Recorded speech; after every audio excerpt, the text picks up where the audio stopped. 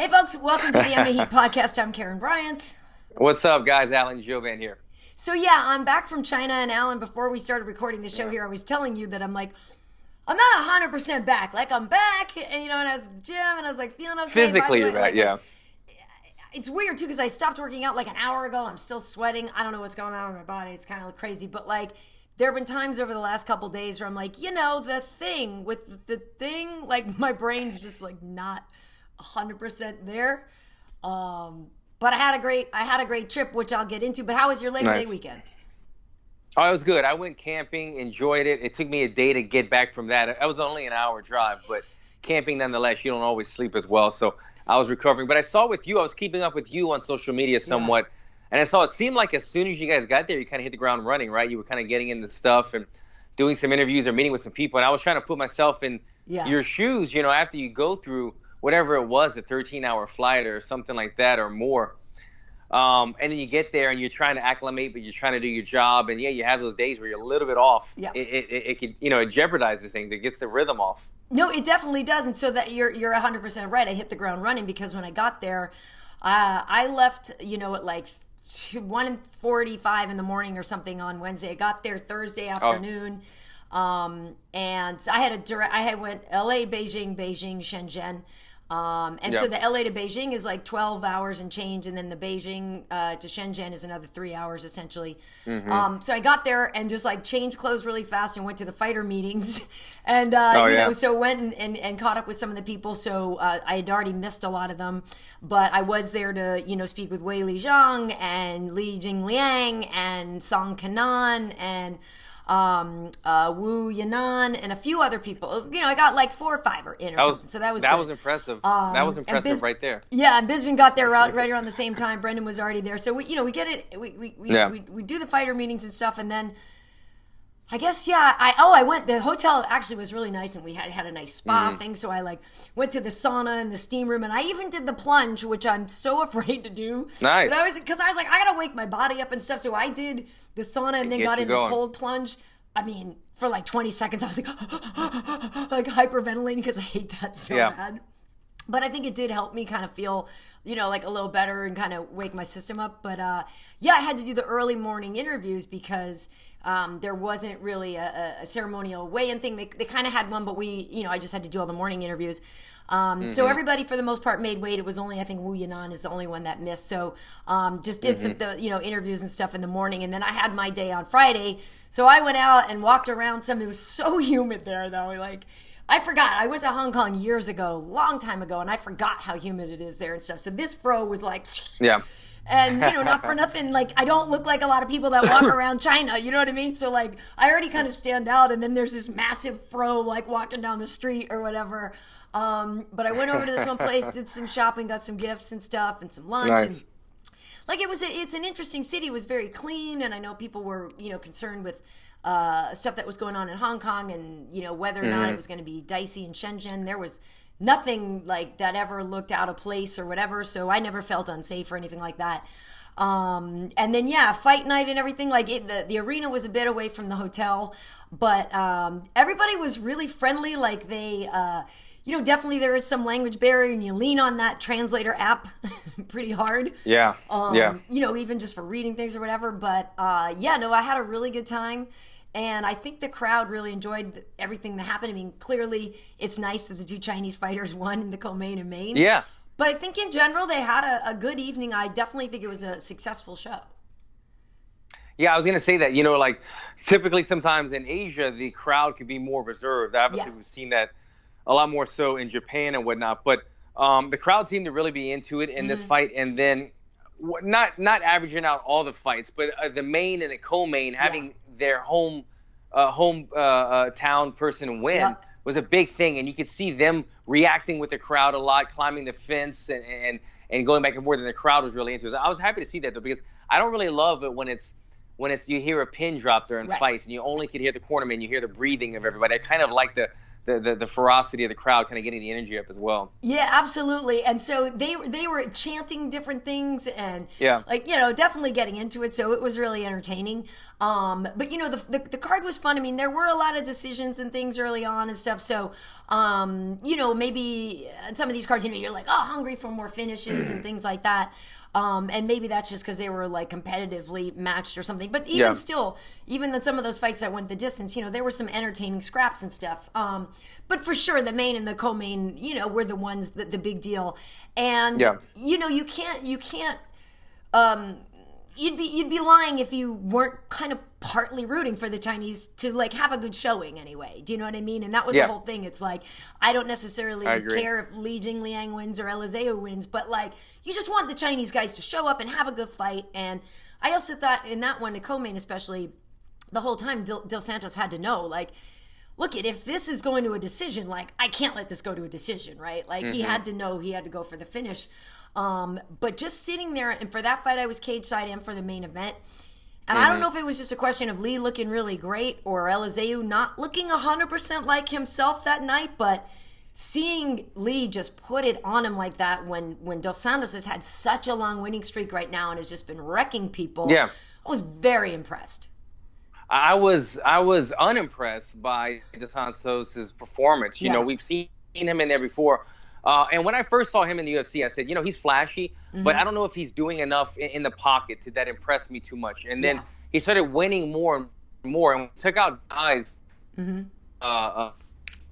I'm forgetting one of my teammates' names all of a sudden, Sean Strickland. Right. When he took out Sean Strickland, it really put him on the map to me because I know Sean Strickland's pressure and size, and he's a big welterweight to deal with. When he took him out, that was impressive. And then taking down his last couple opponents and choking them out.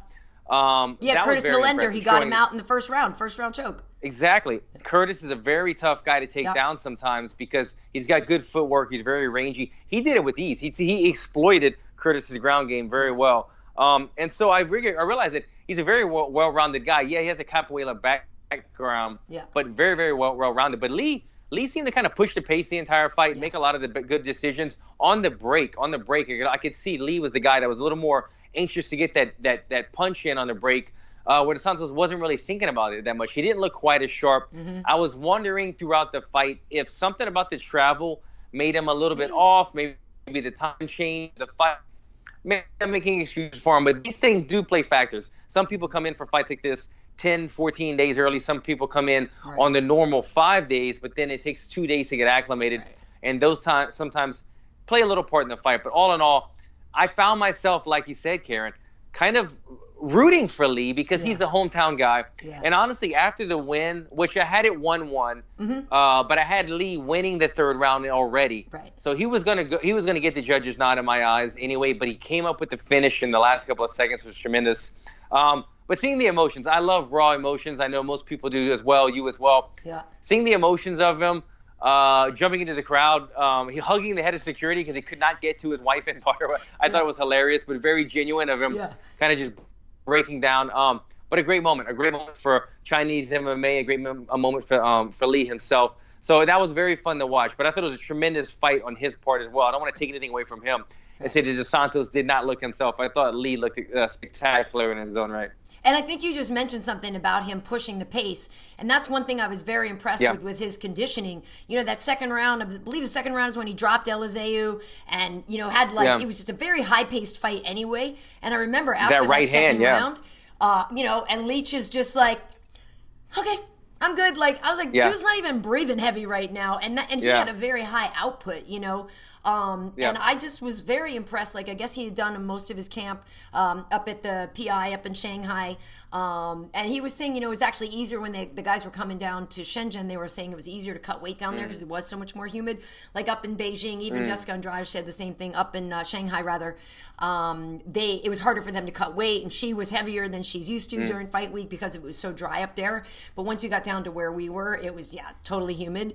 But I just thought Leach's conditioning was great. He didn't get tired in that fight, and it was great because Dana was sitting there because for that fight, I was at the broadcast table, talking about the guys during their walkouts. We kind of do that now because I was doing the reporter stuff on this one. I wasn't doing the anchoring.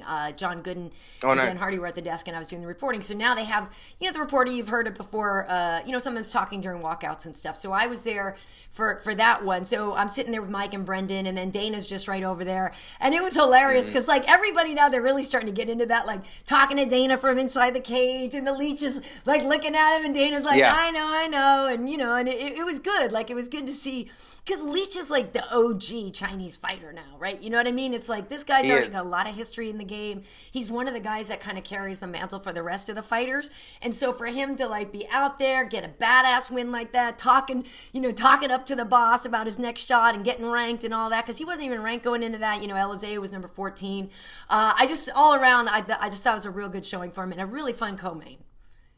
I agree. And, when I went to China last year, exactly, I went and we went and promoted the event that was happening over there. Yeah. All of my interviews, all of my questions were about Leech or about Lee. Yeah. He was the face of Chinese mixed martial arts at the time, and still is so. But as you said, you hit the nail on the head. He was kind of carrying the torch for them. He was the more well-known name inside of the UFC. And he's one of the guys that had the most success so far inside the UFC. So every interview involved what do you think about him, and what do you think about a matchup with him? So I thought that was fun. At first, it was kind of a competitive thing with me. I'd like to match up with him. Right. But watching this fight as a fan, I enjoyed it, man. I enjoyed it. I thought he did a great job. Again, happy for him and his family, and it was a deserving win. He fought great. Absolutely. All right, so then came the main event. And this is, it's funny because Beneil Dariush even texted me, he sent me a message after. He's like, I told you, because when we were on the last UFC Now, I was with Beneil and Cub, and Beneil basically was like, look, Weili's going to be too strong. She's going to be too this. She's going to be too that. He's like, I think she's going to be the champion. And so literally he sent me a message after. He's like, I told you. I'm like, yeah, you did, Beneil. You definitely did. I definitely thought she had the potential to win. I did not expect her to win that quickly in the way that she pulled it off. Me neither. Yeah. I can't imagine that anybody that was even going for her would have imagined she was going to win in 45 seconds of the first round. That was a dramatic. It really, the fight fell into her liking and her type of fight, because she's very good everywhere. I've seen her fight. She fought one of my teammates, Danielle, before. Right. And so I've got to taste her before, and she's very good. A very big, strong girl. Jessica Andrade is kind of a girl that reminds me of somebody kind of like punches and bunches. She's very strong, but she's also more of a numbers kind of girl in the pocket rather than big knockout punch. She'll punch the numbers together. But in order to do that, she had to come into range. She had to come into range into Weili's world, where she was bigger and stronger and had the better timing. That one punch backing up with the right hand that hit the chin, smelling like a blood in the water as she did, and staying persistent on her with the elbows and the knees and blitzing forward as she was falling backward. She sensed that Andrade was hurt, and she never let her off with a hook. And I was very, very impressed by this performance. Not only, again, by taking Jessica Andrade out so soon, but just the way that she could kind of dictate the momentum of the fight throughout. Yeah, no, exactly. It was I feel like the elbows were the most vicious thing. Staying on it. I know it was one thing you're sort of like, oh, some of those look like they might have been landing a little bit. Yeah.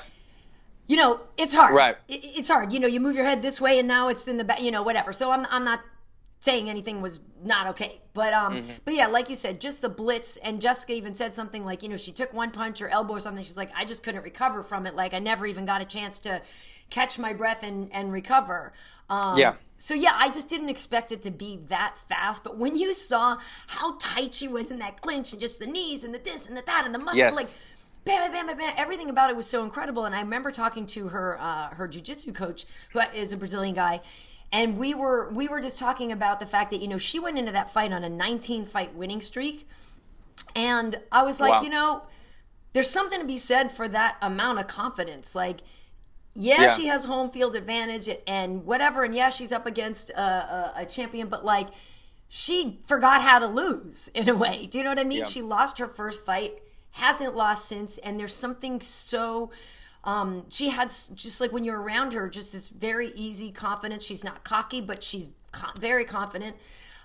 She's very nice and everything, but like you just sense that like there was no doubt in her mind that she wasn't going to win. Like I did, you know what I mean? Like all the confidence in the world going in. Whereas, Jessica has had more sort of ups and downs, and yes, she became the champion, but she's tasted some defeat, whereas Weili Zhang hasn't tasted defeat in forever. Well, with Weili as well, she becomes another champion that the UFC has that has tasted defeat in one of her first outings. I think it was Cyborg who lost her first fight. I think maybe even Anderson Silva lost his first or second fight as well. I think so, yeah. And from there, they went on a tremendous winning streaks because they just had to make an adjustment. A lot of times you get in there for the first time as a professional, and everything's not clicking right away, but it only takes one loss to fix that. And then all your good attributes start coming out. And so I think we're going to see that in her. You mentioned something a while ago that, Jessica Andrade told you that one elbow hit and she just couldn't quite recover. Yeah. And that's exactly what I meant that impressed me so much about Weili is she wasn't knocking her out with every shot, but she kept keeping the ball, keeping her brain rattled. She knew that if she gave her 10 seconds to separate, she would probably regain her balance and everything, her coordination. Knowing that one punch hurt her, staying on her, peppering her with shots, and not even peppering, really thundering shots, every couple of seconds staying on her, not allowing Jessica to recover, going in for the finish, staying in the zone. Yeah. She does everything very, very good, man. She's going to be a hard girl to beat, although Jessica did play her game. I don't want to get off of this fight, but in future matchups, I think people like Joanna Jędrzejczyk would have a better stylistic opportunity against Weili because she plays more of the distance game, the range game. That would be a better matchup against Weili rather than Jessica Andrade's blitzing approach. Yeah, I agree. I mean, and think about it, because right away Rose comes to mind as well. And we know before Rose got slammed by Jessica, Rose was really commanding that fight with Jessica. A dominant performance in that fight. Incredible performance, right. So my interest definitely does lie in seeing Rose versus Weili Zhang. I think that would be really interesting. Tatiana Suarez is a woman who was also kind of up in that conversation. The interesting thing is like a lot of people turned it down. Apparently a lot of people turned down fighting Jessica. The timing for, Tatiana, she had that neck injury after her last fight. She probably maybe really shouldn't have even fought that one. But so the timing didn't really work out for her. Rose did not want an immediate rematch. And then when, you were going down the line, Claudia hadn't won enough fights really to justify the title shot. And, there were just things that like people, according to Danny, he's like, no, people just kept saying no. Like nobody wanted to fight Jessica. So you go down to Weili and there you go. Not only did she want it, she took it, she got it. And, the other thing is like, and I saw that Eddie Alvarez had put something out about like, hey, he didn't think it was fair that the champ went to the challenger's hometown or whatever, to fight. But apparently, Jessica was okay with that. And she said, look, Rose came to Brazil and fought me. So it's only kind of fair that I can extend that similar kind of courtesy and go to Weili Zhang. And I guess there were some things she wanted, and she was able to get her teammate Carol Hossa on the card too. And that was something that she'd asked for a couple of things like, hey, I would like this to help make it a little more comfortable or easier or whatever. But I think that was pretty badass for her to do that. She's like, yeah, Rose did it for me. I'm okay with doing that for her. And if you really look at how Jessica responded in the octagon after and stuff, like she didn't look like a woman who just lost her title. She's such a cool girl. She just took it in stride, and I think took it like a champion. Yeah, I got to say respect to Jessica Andrade because I agree. I've always liked her. Her personality, her emotions after, nothing but respect and humble. After the fight, she still had smiles and still was kind of upbeat about it. And then, like you said, she went and she had the fight in Brazil, her last one. So she feels like it's only right that I maybe do the same. I think that's very humble and respectful of herself. She's a classy girl, and Weili is just.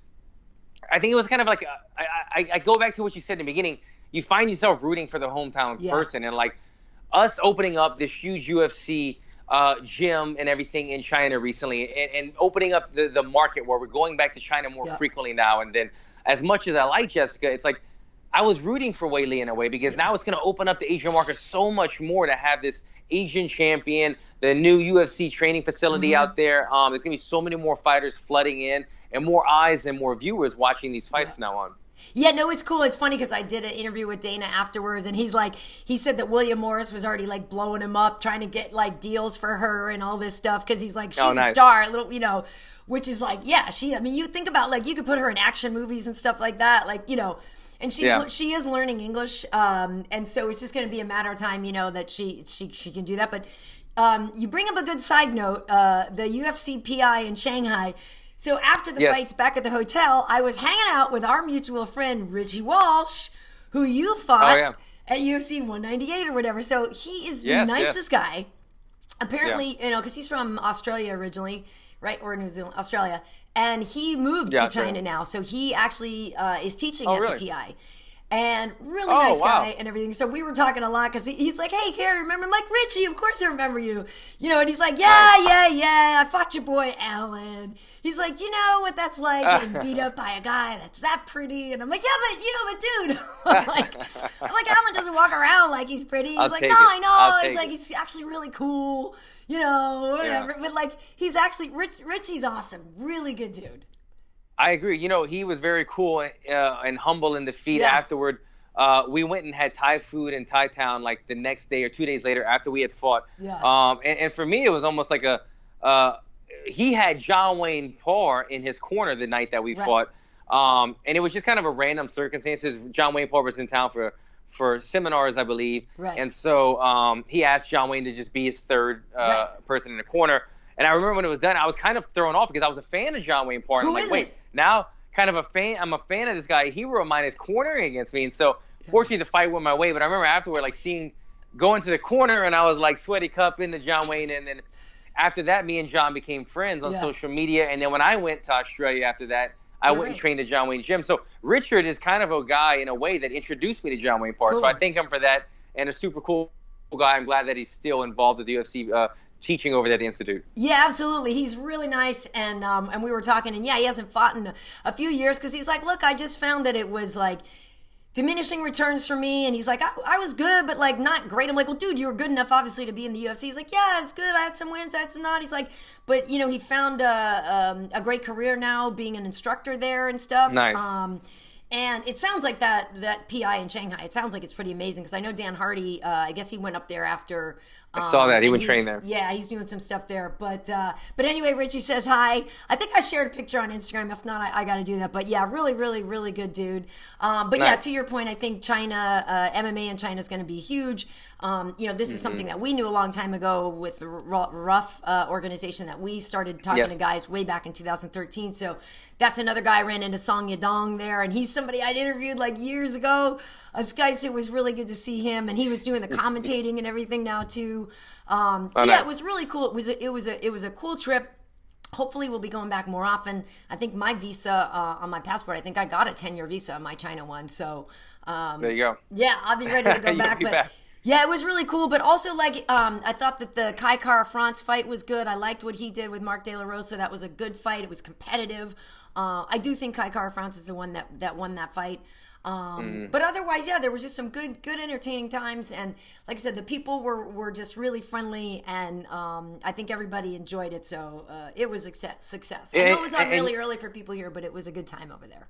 And as we're wrapping it up, I wanted to say, I'm very curious to see. Right now, how often, Karyn, do you think we're visiting China for events? Maybe twice a year is the average right now? Once or twice a year? Because they were doing like Macau, but that kind of counts, but not really. So, because this was the third event they've done in actual mainland China, because they did Shanghai, Beijing, and now Shenzhen. So I don't know. I would imagine maybe the next time back around we'll be back in Shanghai, especially now that the PI's there. Do you know? Yeah, with the PI there, and now with the crowning of a new female champion, I think it'd be interesting to see if we start picking up more events out there, because, when you have a champion, if she stays dominant for a short while even, eventually she's going to want to fight at home again. She's not always going to come to either Vegas or, to the other person's country. So I think it'll bring more fights, more fun, and more fighters out of that area again. So it'll be fun. It'll be good to see what happens in the future. It will, and yeah, just to your point there, Dana did say, though, the next time we see her, she'll be fighting in the States, though, because that's the whole thing. He's like, look, she's a star now, she's a champ, and we want to get her more exposure. So we're not going to just keep her over here in China now, you know what I mean? Now we're gonna bring her over here and blow her up. I saw before, last thing on her, I saw before her fight, I looked at her social media, and it was like around roughly, on Instagram, roughly 30,000, right? Yeah. And then after the fight, it was somewhere around 60 or 70, so it grew dramatically, it doubled.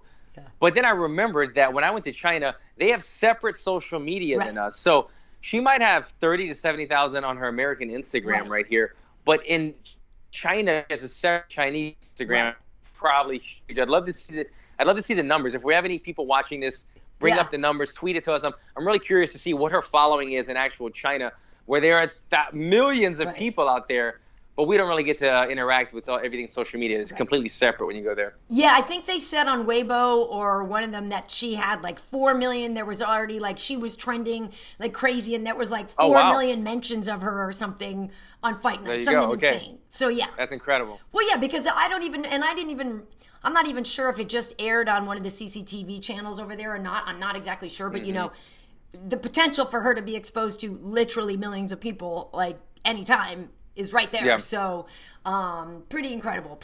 Yeah, so I had a very good time. A lot of the people were going right from China to Abu Dhabi. Yeah. I'm back here, but you know, this weekend we got one of your boys, one of your Lafayette stand-up, big one, man. Dustin Poirier, going to try to take out Khabib in Abu Dhabi. And Alan, I don't know, I feel like your dude has a pretty good shot. I'm kind of feeling it too. It's I think it's a long shot. It's a long shot on the betting odds, and maybe from just a fighting standpoint, you know, because Khabib is so dominant, probably one of the most dominant. He's when amazing. We think of, you know, we play these games on UFC now, like if you could take one weapon, this guy's kick or this guy's punch or this guy's wrestling, it would be Khabib. Nobody can wrestle like Khabib. Nobody's been so dominant at what he does. But when we think about Dustin Poirier, when I think about Dustin Poirier, when you push the blue-collar, hard-working, humble family man aside, what he does well is everything. Dustin does everything very, very well. He's not too flashy, doesn't throw a tremendous amount of kicks. Other than that, he does everything good where he stays in the pocket, keeps the fight honest. I mean, he stays here, puts the ones and twos together. The ones and twos open up everything else. He makes you make a mistake. He pressures you against the cage. He has underrated grappling. He's a jiu-jitsu black belt who's been grappling and wrestling for a very long time. Every time I've gone against him, he feels like an 85er. He's very, very strong. And we've never really seen him, Karyn, that I can recall, dominated by a wrestler. I've never really seen him taken down repeatedly, or when he's been taken down, held down for a tremendous amount of time. Even when he went jiu-jitsu for jiu-jitsu against guys like Anthony Pettis, you saw what happened in that performance. He was too much. So he has a way of getting the job done, and I second that. I kind of feel like my man Poirier is going to get it done and bring home that gold back to Lafayette. Yeah, I mean, it's going to be a big challenge. I mean, obviously, Khabib is so dominant. And like I was just talking about, Weili doesn't know how to lose. Neither does Khabib, right? The dude is, 27-0, 22-0? I mean, he doesn't know how to lose either. And there is a lot to be said for that. And he will be buoyed by the home crowd type of thing. You know he's going to have so many of his people there. Like, Dustin is totally walking into enemy territory. As, you know what I mean? As a guy that's walking in there to try to dethrone the champion. But I just feel like we know, Khabib is vulnerable on the feet, and that's where Dustin is awesome. And we look at, a guy like Al Iaquinta could go 5 rounds with him, and and if and he did get taken down sometimes, right? But he was able to weather the storm. I guess like you were saying, it's hard to really picture Dustin's takedown defense so much in a way because. Like Gaethje didn't try for it, right? Even though he should. He doesn't wrestle like when he should and stuff. I'm trying to, like you said, it's like I'm trying to remember somebody really trying to take Dustin down a lot. And I can't recall it. Yeah, so I don't remember if it means like he's good at it, or at defending it, or if it's just that nobody has really tried. But I feel like he's lankier, he's longer, you know what I mean? And he is such a good striker and good boxer that I feel like he's going to have such a great advantage on the feet there. And he could catch him. I don't know. I mean, look, it's going to be wicked hard. But it's possible. And when I break down Khabib, as I said earlier, he's phenomenal at what he does. Amazing. He gets strong, in my opinion as well, not only phenomenal at the takedown, but when it comes to being active on the actual ground and pound, staying active, progressing dominant positions while still applying damage to his opponent, he's one of the best we've ever seen as well at that. the thing that he doesn't do that great is manage distance. You know, he's very good at shooting, but when it comes to boxing, sometimes he throws punches from too far. Sometimes he gets too close. He's a little sporadic with his boxing and everything. He does it very good from punching to takedowns. He does that very seamlessly. But we saw in the Conor fight, Conor had success in, I think it was round 3 or 4. Khabib started kind of getting tired, and then he became a little flat-footed. And Conor is a master of distance. Conor started finding those openings where Khabib wasn't set, and he would touch him up. And I remember Khabib getting touched quite a bit. It was the third or the fourth. It must have been the third round, because I think the fourth round was when Conor got finished. So either one of those later rounds, when Khabib started slowing down a little bit and his opponent started gaining confidence, as Conor did, he was able to use that distance control and touch up Khabib a little bit more before the inevitable happened. Khabib got the takedown. I think Dustin's going to find those openings there. I think Dustin has to weather the storm. He will get taken down in the first. He will get taken down in the second. Stay alive. Don't get beat up too much. Don't take too much damage. And find the success in those later rounds. That third round, that fourth round, when the fight slows down and we're standing in front of each other, touch him up there and start winning the later part of the fight. Yeah, it'll be real interesting, too, because when Khabib gets him down, I mean, he just gets everybody. Yes. What's so amazing about Khabib, too, is all that wrist control and this, and he'll tie one behind your back and just be wailing on you. Like, he's so smart at control on the ground there. Like, you really, I mean, I guess you just have to do whatever you can to not get there, right? Because once you're on the ground, I mean, that's Khabib's world, and he's a master. He's just... It's going to be tough to get up because, like you said, it is his world. Hey, is it worth a shot, though, Karyn? Can we just get a little Dustin Poirier? Is it worth maybe taking a page out of Jorge Masvidal, out of George Masvidal, out of the flying knee? What is his name? Street Jesus? Can we just go for a flying knee? I mean, what's it going to hurt? You know what I mean? You go for the flying knee against a pure grappler, and their instinct 90% of the time is going to be to duck the head. They eat the knee. If it misses, so what? Go create a scramble, try to get back up to your feet. But it might be worth a shot. There's a lot of respect between them, so I don't know if Justin's not going to want to touch gloves. Not going to want to touch gloves. But, man, I mean, it's worth it because Khabib is a natural wrestler. Put him in that position to make him kind of shell up and eat that knee. Yeah, I can't wait. I'm looking forward to it. And also it is kind of funny because for us it's going to be like a pay-per-view brunch, right? Like main card starts at 11 a.m. for us out here. Really? Oh, interesting. I was wondering what the time was on that one. Okay. Yeah, I think it's going to be a brunch. The co-main event is a rematch between Edson Barboza and Paul Felder. The first time they fought, I think it said 2015 or 2016, 2015, I think it was. Edson Barboza won by decision. You know, they're both different guys now, right? I mean, for a while, Edson was on such a tear and was unbeatable. We have seen now that he's beatable by being out-wrestled. We know that can happen, but Paul's not a wrestler. Paul's a striker. Like, these two are it's just going to be like more spin and stuff. And like, they both want to go out there and prove that they're the baddest striker. Like, I just hope we get everything that it should be. Like, you give me one, I'll take two. Okay, I'm giving you two. You take you know what I mean? Like, I feel like that's just going to be a bada bing, like an insane striking fight. I agree. I hope it is that because, every good matchup, every card needs that fun fight, obviously. And there's not going to be a lot of trash talk so much that I've seen on this card or between those two guys, at least in the co-main event. But if it could deliver us that barn burner of a fun fight, go get another beer before the main event where you really have to turn on the lights, turn up the volume, and pay attention to every detail, that would be phenomenal. I hope they deliver that for us. But, when I think about these two guys, I don't know if the fight will go tremendously different. Meaning that I could kind of see it going in the way of Barboza just because Barboza has that natural speed advantage and they fight very similar. They're both strikers. They both like to throw kicks. Paul Felder obviously is a little bit better with the spinning stuff in terms of spinning back fists. Barboza is a little bit better with the spinning heel kicks and things like that. But Barboza has a more natural, explosive, and quick twitch type of advantage over Paul Felder.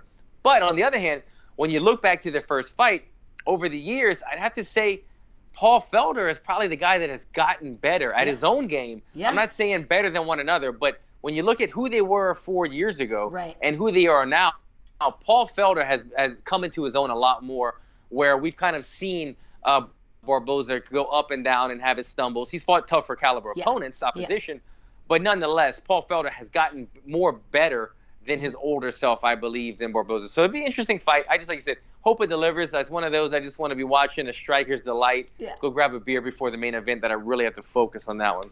For sure, and I agree with you on everything, and I also think, too, that, like, just Paul's frame is more compact, too. Like, I feel like he's more powerful, and he's, like, he's, you know what I mean? He's, like, a smaller, more compact, and he's not small by any stretch of the imagination. He's massive for a lightweight.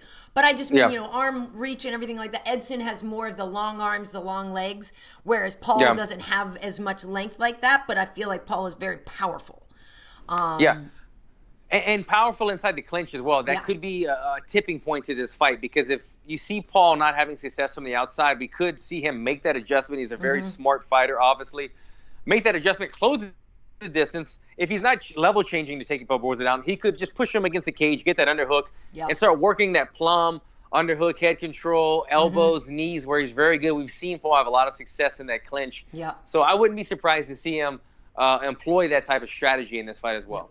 And also, I feel like Paul's going to be pretty comfortable there because his teammate and your former opponent, Bilal Muhammad, is there as well. And so if you see that they're hanging out, and their other buddy, Jared Gordon, so they're all hanging out, and I feel like Paul is getting a really good experience over there too, being there with Bilal, who like understands the culture and everything so much. Sure. Yeah, like I feel like it's kind of giving Paul this extra sense of comfort over there, and I'll have to ask him about it after. But like, I feel like he's gonna have like just a really good vibe there, you know. And Bilal will have fought earlier in the night for him. If it goes his way, he'll be buoyed by his Rufus Sport teammate, you know, winning as well.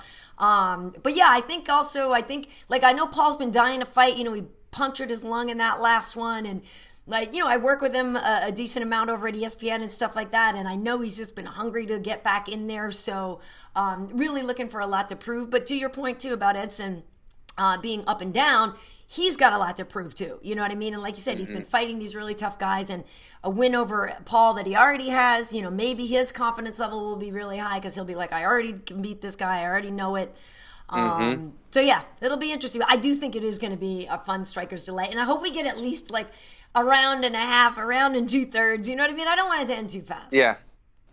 I reason I this will go 3 rounds as the last one did. I feel like it's going to be chipping away shots, but I feel like both guys are going to be you have to be very cautious. You fight Barboza, your guard has to always be up. You fight Paul Felder, you always have to be aware of that spinning back fist. Even off of your attack, you kick the leg, he spins. You know, so both guys, I think, will be very guarded and starting to slowly chip away at that armor between one another. But I agree, going to be a fun fight. Looking forward to it. Absolutely. Well, as I mentioned, that's on earlier in the day for us. Later at night in Bellator, Ryan Bader is going to defend his title against my buddy Cheick Kongo, who is finally getting a shot, right? Because they did the whole heavyweight tournament. Cheick wasn't even in that, and Ryan won that. So Ryan is the champ over there. He's the light heavyweight champ and the heavyweight champ, and he's going to be defending against Cheick. And actually, a little while back, they had a media day here in LA, so we do have interviews up with Ryan and with Cheick and some of the other guys on that card, I think, and also on the one that's coming up later this month, like when Musasi is fighting Lyoto and stuff like that. So, like Juan Archuleta, I talked to him as well, and Pitbull and stuff. So yeah, we had those interviews up as well. But you know, it's interesting because you know, Ryan, it's like the Khabib versus Dustin, right? The wrestler versus a striker. Like Ryan Bader, we know is such an incredible wrestler, can strike as well. But Cheick is all about that long striking, those great long knees. I mean, and he's getting up there in age, but he's been winning fights. He's won like I think 8 in a row or something like that. I think he has the most wins in Bellator history. So it's going to be interesting to see what happens on Saturday. Another title fight. Yeah, it will be interesting. I'm curious to see what type of game plan Cheick Kongo uses, because although, like we said, when he came into the UFC at first, we were like, this guy's like a world champion striker. Right. And then over the years, with age, he's became a ground and pound specialist, a finisher. He gets guys to the ground with like tie plum or sweep or clinch, and then he just uses his striking skills from the ground and pound area and puts guys away with it. He's very strong. Going to be tough to get Ryan Bader to the ground. We might have to see him stand up with Bader in this fight. But more interesting to me is I didn't even know about this fight, Karyn. I feel like I've been seeing Ryan Bader going back and forth talking about, I'm the greatest heavyweight alive. He wants to challenge Stipe. I wonder if Ryan Bader has full focus on Cheick Kongo, or is it maybe just Bellator kind of playing these things and Ryan Bader's kind of echoing it because that's his job. But I didn't know about this fight, and I've been seeing Ryan Bader speak a lot about other potential fights, not this one at all. So let's hope that Ryan Bader is fully focused on this fight. Yeah, because you can't underestimate Cheick, and that's just the thing. And I don't know if some of his other opponents have, and they're like, oh, look at this old guy. And yeah, he's not going to be the fastest dude out there. But guess what? The stuff still lands, and it's very effective, and he's still in incredible shape. To your point there, Ryan was talking about some other stuff before, because we did talk about, hey, maybe there'd be a crossover fight, because this was, when I did speak to him, it was before, Stipe and DC's rematch. And, of course, we know back historically, DC had called Ryan the easiest fight in the division. And, they had all that backstory and stuff. So Ryan was talking about, a crossover fight, and that would be cool. And obviously, I don't know if it would ever happen, but it's not like Ryan's some stranger to the UFC. You know what I mean? So who knows if it ever would? But I agree. Like, if you can't get caught up in the super fight talk and the crossover this and you crossover that, when you have a dude, Cheick is 6 pounds, 6 feet 4 or 5, 6 inches of just like solid dude looking, and he's so fired up to finally get his shot. You know what I mean? Like, the dude's been waiting for it for years. So and Cheick Kongo, you called him the old dude. Yeah, he's like, what is he now? He's like 44. I think he's at least 42. He might be 44, but like black don't crack. He may as well be 12. It's incredible, man. I mean, like when you think of like guys in their 40s who still have the body of a 25-year-old, you think about Cheick Kongo, Yoel Romero. I mean, those guys, they just still have that muscle tone and structure, and he hasn't lost any of it. Maybe some of the speed advantage Cheick might have once had as a young man is gone, but I still have the power and the technique behind it. Well, and if you aren't following Cheick and Rampage on social media, like I'm not. Dude, am I missing? Hilarious. Like, they'll find the most awful, like, gorilla monkey stuff and be like, hey, look, Quentin's training today, and it's like a gorilla in a dress, and they go back and forth because they're like brothers, you know what I mean? And they just constantly posting the most ridiculous stuff, talking crap about each other. People, I'm telling you, you need to follow both of those guys. I'll go follow because they're hilarious, talking trash to each other. And they're just both obviously good dudes. I'm definitely looking forward to that. It's a good fight day on Saturday. And also, I guess right before doing this, the podcast, I guess it came out that Cyborg signed with Bellator too. Right? So Julia the Jewel, she is a badass over there, and she has been the 145 champion for quite some time. So obviously, I would assume right away, I'm guessing she would be fighting Chris, but that's a big deal. That's a real big deal. I mean, we kind of knew that's where she'd go, right? Because she's sort of outgrown Invicta, right? So I was kind of shocked when I saw it. I go, I thought this happened already a couple weeks ago. I guess it was just a couple weeks ago was when the UFC released her from her contract or whatnot. Right. She became a free agent. But yes, as you said, there's really not any other place to go. She could maybe go to, one or something like that. But I think she is smart enough to know that she's probably going to get paid the most money and have the best matchups outside of the UFC with Bellator. So I think it's a good pick for her, a good fit. Yeah, it's exciting. But like I said, Julia's not no walk in the park.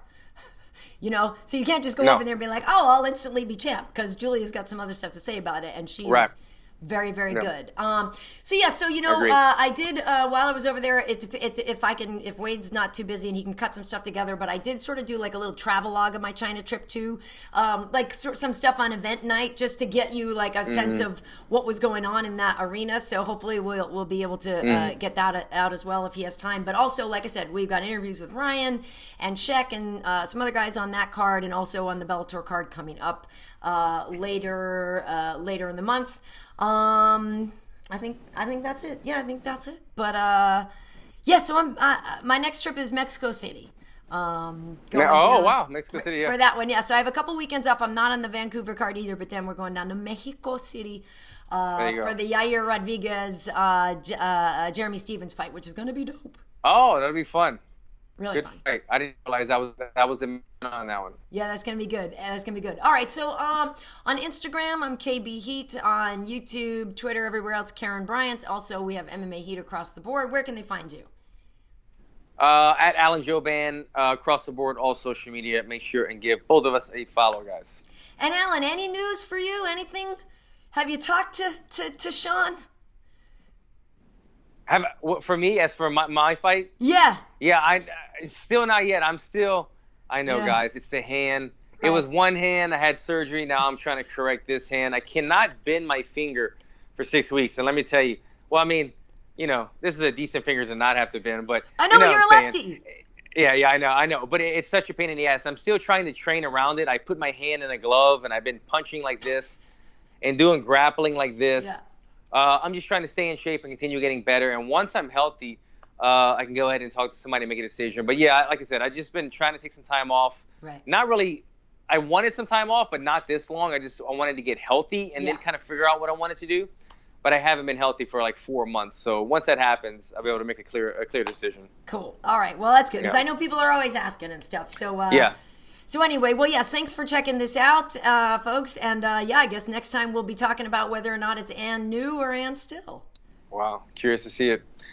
See you later. Take care, guys. Have a good one.